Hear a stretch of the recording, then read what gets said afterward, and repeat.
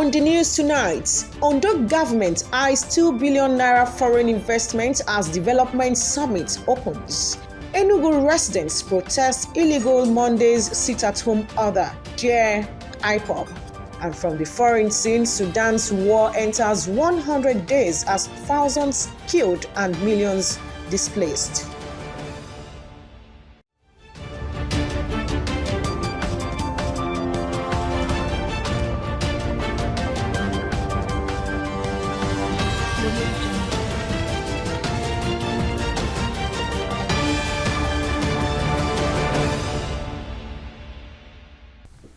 A very good evening and thanks for joining us on the news tonight. I am Jane Aino.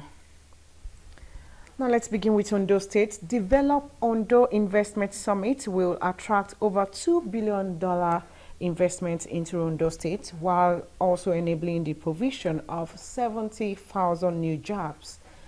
Acting Governor Lucky Ayedatiwa, while declaring open the Develop Ondo 2.0 Investment Summit, expressed confidence that Ondo State will experience a total transformation through the impactful summit. Government House correspondent Timilayi Falade reports that the 3-day summit was organized by the Performance and Project Implementation Monitoring Unit. The International Culture and Events Center, the Dome, was filled to capacity as stakeholders from ministries, departments, and agencies within and outside Ondo State, development partners, investors, among others, converged for the Develop Ondo 2.0 Investment Summit. Acting Governor Lucky Ayedatiwa, while declaring the summit opened, described Performance and Project Implementation Monitoring Unit (PIMO) as an effective unit which is playing a pivotal role in fostering collaboration among development partners within and outside the state. The Develop Ondo 2.0 Investment Summit is a testament to our collective vision and unwavering commitment to fostering economic growth, creating jobs, and improving the lives of the people of Ondo State. It is the culmination of extensive planning and preparations. Its objectives are clear: to showcase Ondo State's investment potential, promote it as a premier investment destination, and foster a conducive business climate that attracts both local and international investors. Ayedatiwa expressed the belief that the summit will attract over $2 billion investment into the state while also providing over 70,000 jobs and welcoming 100 partners and 5,000 investors. Energy. Ondo State has made history as the first Nigerian state to develop a comprehensive gas strategy, positioning itself as the gas hub of West Africa. These visionary strategies is aimed at harnessing our abundant gas and energy potential and is posed to attract significant investment in gas adoption and related industries. The acting governor, who said government had simplified business registration and licensing processes for businesses in the state to thrive, says the state government remains committed to local entrepreneurs and small businesses because they are the backbone of the state's economy. Our investment-friendly policies, laws, and regulations provide a protective framework that safeguards investors' interests while offering a predictable business environment. Furthermore, the development of industrial parks and commercial economic zones aims to provide dedicated spaces and incentives for businesses to set up and expand operations. One such exciting endeavor is the Port Ondo project. The event also featured technical sessions where presentations and lectures were delivered. To express what they see as partnerships with the state. The 2023 Development Summit is the second one organized by PIMO. Timilayi Falade, OSRC News. Meanwhile, development partners from different international organizations and the top executives of multinational companies have pledged to work together with the Ondo State government to harness the state's economic potentials. The commitments were made at the opening session of the Develop Ondo 2.0 Investment Summit, themed Developing Possibilities. OSRC's Zahid Aribisala reports. The Develop Ondo 2.0 Investment Summit is organized by the Ondo State government to project the economic potentials in the state to foreign and local investors. This edition, themed Developing Possibilities, had in attendance captains of industries, government officials and policy think tank. Development partners from the United Nations Development Programme, the European Union and the Niger Delta Development Commission canvassed the importance of human capital development and non-oil investment opportunities identified in the state. The United Nations Development Programme, together with the European Union, is glad to have partnered with this state for this year's investment summit. If we must achieve the SDGs for the people, prosperity and planet by 2030, then we must deliberately acknowledge that the private sector is an indispensable partner. Known to many outside the state, Akure is a famous agricultural trade center known for producing and even exporting cash crops like cassava, palm oil, kernel, banana, and other important cash crops. Mineral resources like bitumen, kaolin, gypsum, and others found in commercial quantity in this state. Imagine what we can achieve if we can begin to harness the opportunities around all these resources. Top executives in the energy sector from the Nigerian Upstream Petroleum Regulatory Commission and Chevron Nigeria spotlights the investment trend moving towards renewable and clean energy transition, as well as the need to explore Ondo State hydrocarbon landscape for economic advancement. The outcome of this summit will go a long way in complementing the strides already made by the Ondo State government in improving the quality of life of the people of Ondo State. The company and partner, Chevron, identifies with the aspirations of the government and the good people of Ondo State. The Director General, Performance and Project Implementation Monitoring Committee, Babajide Akeredolu, who was represented by the Chief Administrative Officer, Mr. Muyiwa Akinkolie, assured investors of its readiness to facilitate smooth collaboration for the success of the redeemed agenda. As a strategic unit in the state administration, PIMO has played a pivotal role in fostering collaboration amongst diverse stakeholders for the successful delivery of various projects, including the Develop Ondo 2.0 Investment Summit. Our actions secured the support of the United Nations Development Programme, UNDP, and the European Union.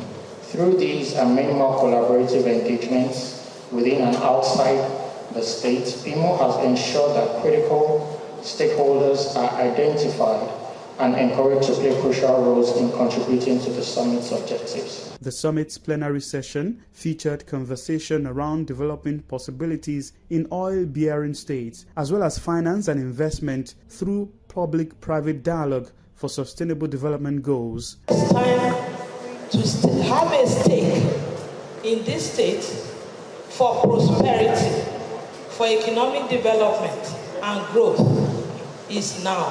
What we have actually seen today is like building on a very solid foundation that has been done when the Develop Ondo 1.0 was done. So what we are doing today is building on it, and you can see that the pace is even far greater, and the scope is also far wider. Develop Ondo Summit is once again brought to the fore the need for collaboration and partnership, and this is what Ondo State government has restated here by renewing commitment with industry leaders and experts, and it is hoped that this commitment will be taken further towards implementation for the benefit of the people. From the International Culture and Event Center, the Dome, Sahid Aribisala, Osrc News. The Secretary to the Government of the Federation, SGF, George Akume, is assuring Nigerians of the government's plan to ease the pains of the hike in the price of petrol. The development has triggered a backlash, but Akume says the government is not oblivious of these concerns. He says President Tinubu came with a plan and he will bring it to life as soon as the new administration's team takes shape. Akume said the government has heard the people's cries about fuel price increases and assured that the government was working round the clock to normalize and bring solutions that ease the pain.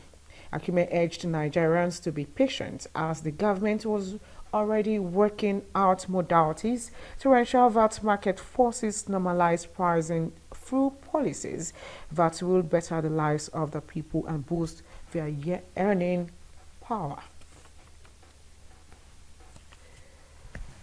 The Speaker of the House of Representatives, Tajuddin Abbas, says the 10th Assembly is ready to respond urgently to the yearnings of Nigerians. Abbas, who said this at a stakeholders meeting in the 10th House of Reps legislative agenda in Abuja, said there is no better way to show that the 10th House of Reps is ready to respond by regularly consulting citizens in the discharge of the mandate. Abbas said the House would not hesitate to consult with critical stakeholders in developing their agenda to elicit their own input and areas of expectations. The Speaker said the House will pay priority attention to participatory budgeting process and delivery, law reform, electoral reform, women's participation and inclusion in governance. Others, according to him, include improved socioeconomic conditions, entrepreneurship, employment, health and education, infrastructure, citizens-focused diplomacy. In the meantime, the Pan-Yoruba Socio-Political Organization, Afenifere, has asked President Bola Tinubu to seek debt relief for the country and also cut down in the emolument of public officials. A statement by Afenifere's National Publicity Secretary, Comrade Jare Ajayi, lamented that the country's debt burden, saying if not addressed very soon, there may be no more funds for the provision of social services and infrastructure. Afenifere said President Tinubu said should embark on diplomatic shuttles to get debt forgiveness from the country's creditors to prevent attendant possible social chaos. It also noted that reducing the emolument of public officials is one of the ways to make such happen, adding that by doing this, the federal government approach its creditors for debt forgiveness. Afenifere in the statement also asked President Tinubu to prevail on electricity distribution companies to stop their attempts to increase tariff for now. Financial experts have predicted a rise in the lending rates in the country ahead of the two-day Monetary Policy Committee meeting, which started today. The monetary policy rate was raised to 18.5% at the last MPC meeting. Economic experts said that given the current economic indices, there was a high likelihood of a hike in MPR. According to them, the Apex Bank would increase the MPR in order to contain the rising inflation and recent spike in the money supply in the economy, noting that reforms recently introduced will exacerbate near-term inflation that is already running close to record highs. The National Executive Committee, NEC, of the All Progressives Congress, APC, is expected to ratify the choice of former Kano State Governor Abdullahi Ganduje as National Chairman and Senator Ajibola Bashiru as National Secretary at its next meeting. The decision followed the choice of the duo by consensus after the exit of the former chairman, Senator Abdullahi Adamu, and Secretary, Senator Iyola Omishere. President Bola Ahmed Tinubu is expected to confirm the date of the NEC meeting at the request of the National Working Committee, NWC. Although the two nominees are expected to be ratified by the National Convention, the APC constitution has vested the NEC with the power to act in lieu of the convention in an emergency. You're watching the news at 7. Take a quick break, and when we return, we'll serve you more stories. Please stay with us.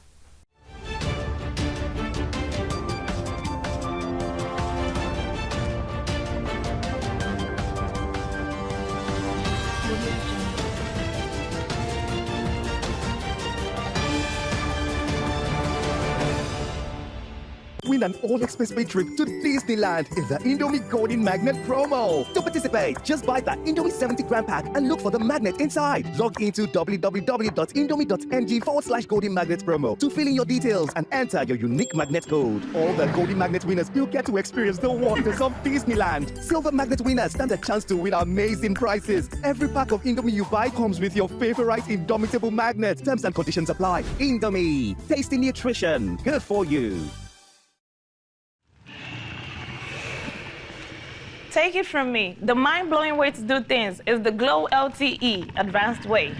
When you stream, it's like you're in the drama itself.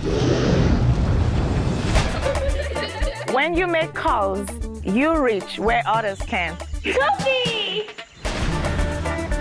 Doing business is like running Wall Street from your street. And when you play, I did beat you guy. We'll see about that.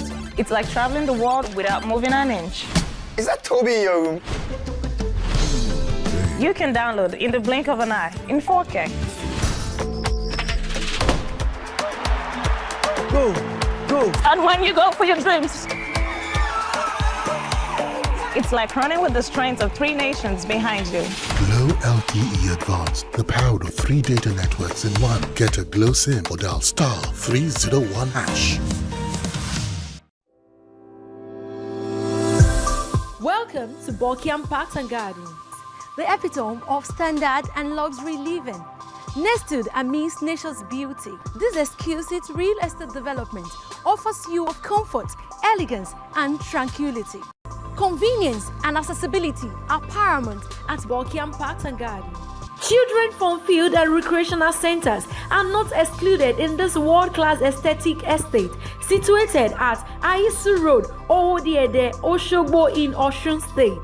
Don't miss your chance to be a part of this extraordinary community.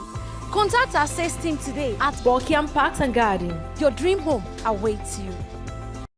Agron Homes. Building cities, communities, and homes. Win an all-expense-paid trip to Disneyland in the Indomie Golden Magnet promo. To participate, just buy the Indomie 70-gram pack and look for the magnet inside. Log into www.indomie.ng/Golden Magnet promo to fill in your details and enter your unique magnet code. All the Golden Magnet winners will get to experience the wonders of Disneyland. Silver Magnet winners stand a chance to win amazing prizes. Every pack of Indomie you buy comes with your favorite indomitable magnet. Terms and conditions apply. Indomie, tasty nutrition, good for you.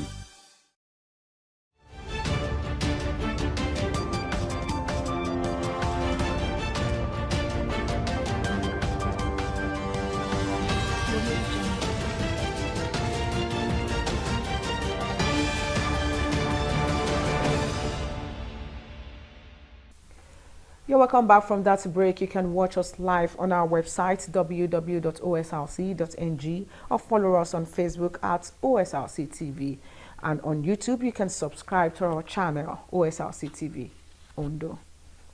8 persons have been confirmed dead while scooping fuel after a petrol-laden tanker fell and spilled its contents along the Ore-Benin Expressway, Ore in Odigbo local government area of Ondo State. This is contrary to earlier reports that about 20 persons died in the incident. The sector commander of the Federal Safety Corps, FRSC in Ondo State, Ezekiel Son Allah, who spoke with OSRC via telephone, said 8 persons were burnt to death following the explosion. Son Allah said the white fuel tanker with no registration number lost control due to overspeeding. Meanwhile, the Ondo State All Progressives Congress has described as unfortunate and lamentable the loss of lives in the tanker explosion that occurred at Ore, Odigbo local government area of Ondo State on Sunday. According to the party, it is a terribly shocking news. The Ondo State chapter of the APC, while mourning the untimely but avoidable death of the victims, urged Nigerians to be more careful with explosive items, no matter the level of temptation. While noting that times are hard due to the prevailing economic challenges, the APC noted that Nigerians needed to stay safe and in good health to keep hope alive. The APC sympathized with the bereaved families and the Ore community and prayed to God to comfort them. Away from that, residents of Enugu State troops have protested against the continuous enforcement of the illegal sit-at-home order by a faction of the indigenous people of Biafra.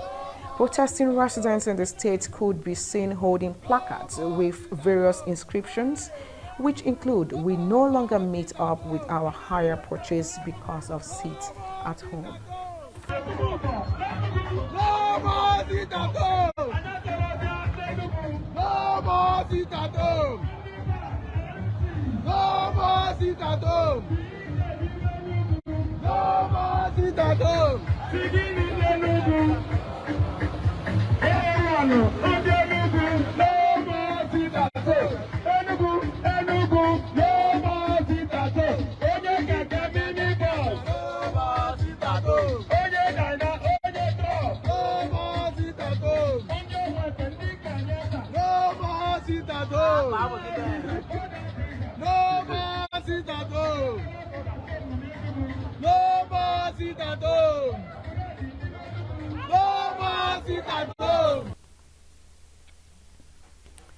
And now in Plateau State, the Chief of Army Staff, COAS Major General Toarid Lagbaja, has directed troops to end the ongoing violent attacks and the activities of gunmen in Plateau State. Major General Lagbaja urged the troops to take effective measures to cease all violence in Plateau, especially in communities being targeted by gunmen. The chaos had last week initiated a special operation aiming to control the violent attacks, which was kick-started following the deployment of troops and resources in the state. Emphasizing the importance of their mission, the COAS stated that there must be a positive impact in Plateau in the overall interest of the citizens and the country as a whole. And away from that again, the Nigerian Air Force NAF has dismissed a fake NAF recruitment advert being circulated on social media platforms, describing it as an attempt to defraud applicants. A statement by the Director of Public Relations and Information, NAF, Air Commodore Edward Gapquet, said NAF is not recruiting and warned applicants not to fall prey to fraudsters. The statement reminded Nigerians that the service recently graduated recruits of Basic Military Training Course 43-2023 and said members of the public would be adequately informed whenever NAF is recruiting. It reminded the public that recruitment and selection process into the NAF is free and without any form of gratification. And now on the foreign scene, it has been 100 days since fighting first broke out in Sudan between the army and paramilitary rapid support forces, thousands having killed and millions left displaced. So far, diplomatic mediation efforts have failed, an indication of the complexity of the conflict.